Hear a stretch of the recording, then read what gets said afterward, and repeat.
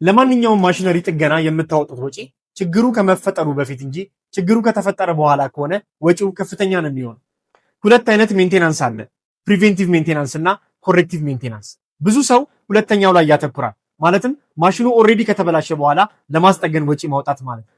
ነገር ግን ትክክለኛውና ኮስት ኢፌክቲቭ የሆነው ፕሪቬንቲቭ ሜንቴናንስ ነው፣ እቃው ከመበላሸቱ በፊት ለጥገና የሚወጣ ወጪ ማለት ነው።